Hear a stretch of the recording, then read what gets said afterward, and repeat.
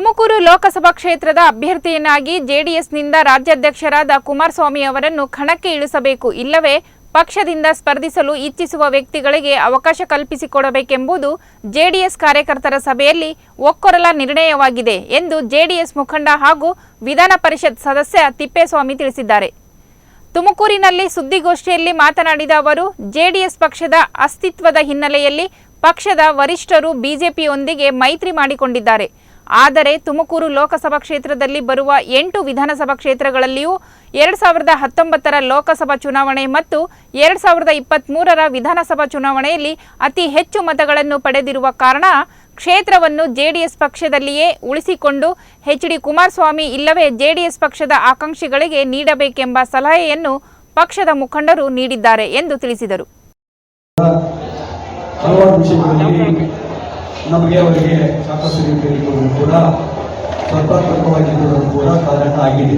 ಈ ದೃಷ್ಟಿಯಲ್ಲಿ ನಾವು ನಮ್ಮ ಮುಖಂಡರನ್ನು ಕಾರ್ಯಕರ್ತರನ್ನು ಕೂಡ ಅವರ ಮನಸ್ಥಿತಿಯನ್ನು ಅರ್ಥ ಮಾಡಿಕೊಂಡು ಈ ಮೈತ್ರಿ ಎಷ್ಟೊಂದು ವಿಶೇಷ ಇದೆ ನಮ್ಮ ಪಕ್ಷದ ಹಿತದೃಷ್ಟಿಯಿಂದ ಮತ್ತು ಮೈತ್ರಿ ಧರ್ಮ ಪಾಲನೆ ಎಷ್ಟು ದೃಷ್ಟಿಯಿಂದ ಎಷ್ಟು ಅಗತ್ಯ ಅಂತಕ್ಕಂಥ ಮನವರಿಕೆ ಮಾಡುವ ದೃಷ್ಟಿಯಿಂದ ಇದರಲ್ಲಿ ಕೂಡ ನಾವು ಒಟ್ಟಾರೆಯಾಗಿ ನಮ್ಮ ಪಕ್ಷದ ಎಲ್ಲ ಮುಖಂಡರು ಕೂಡ ಅಭಿಪ್ರಾಯ ನಾವು ಒಟ್ಟಾರೆ ಕಳೆದ ವಿಧಾನಸಭೆ ಚುನಾವಣೆಯಲ್ಲಿ 8 ಕ್ಷೇತ್ರಗಳಲ್ಲಿ ಕೂಡ ಒಟ್ಟಾರೆ ಮತದಾನದ ವಿವರ ತಗೊಂಡ್ರೆ ಸುಮಾರು 35ರಿಂದ 35,000 ವೋಟ್ಗಳು ನಮಗೆ ಈಗ ವಿಧಾನಸಭಾ ಲೆಕ್ಕ ತಗೊಂಡಾಗ. ಆದ್ದರಿಂದ ಸಾಧ್ಯವಾದ ದೃಷ್ಟಿಗೆ ಈ ತುಮಕೂರು ಲೋಕಸಭಾ ಕ್ಷೇತ್ರವನ್ನು ನಾವೇ ಉಳಿಸ್ಕೋಬೇಕು, ನಮ್ಮ ಪಕ್ಷದ ಹಿನ್ನೆಲೆಗಳು ಸ್ಪರ್ಧೆ ಮಾಡಬೇಕು ಅಂತಕ್ಕಂಥದ್ದನ್ನು ಕೂಡ ಒಂದು ಸೂಚನೆಯನ್ನು ಕೊಟ್ಟಿದ್ದಾರೆ. ಮಾಡಿ ಉಳಿಸ್ಕೊಳ್ಳಿಕ್ಕೆ ಅದೇ ರೀತಿಯಾಗಿ ಕೂಡ ಕುಮಾರಸ್ವಾಮಿ ಕೂಡ ಹೋಗತಕ್ಕಂಥ ಚುನಾವಣೆಯಲ್ಲಿ ತುಮಕೂರು ಲೋಕಸಭಾ ಕ್ಷೇತ್ರದಿಂದ ಸ್ಪರ್ಧೆ ಮಾಡೋ ರೀತಿಯಲ್ಲಿ ಆಹ್ವಾನ ಇದು ಮಾಡಬೇಕು, ನಾವು ಕೂಡ ಮಾಡಬೇಕು ಕೂಡ ಮಾಡಿದ್ದಾರೆ. ಮತ್ತೊಂದು ವಿಷಯವಾಗಿದ್ದರೆ ಒಟ್ಟಾರೆ ಅಭಿಪ್ರಾಯ ಏನು ಪಕ್ಷದ ವರಿಷ್ಠರು ಏನೇ ತೀರ್ಮಾನ ತಗೊಂಡು ಅದು ಜೆಡಿಎಸ್ ಪಕ್ಷಕ್ಕೆ ಒಯ್ಯುತ್ತದೆ ಅಥವಾ ಬಿಜೆಪಿ ಪಕ್ಷಕ್ಕೆ ಕೊಡೋದು ಕೂಡ ನಾವೆಲ್ಲರೂ ಕೂಡ ಒಟ್ಟಾರೆಯಾಗಿ ಆ ಅಭ್ಯರ್ಥಿಯ ಶ್ರೇಯಸ್ಸಿಗೆ ಶ್ರಮಿಸಬೇಕು.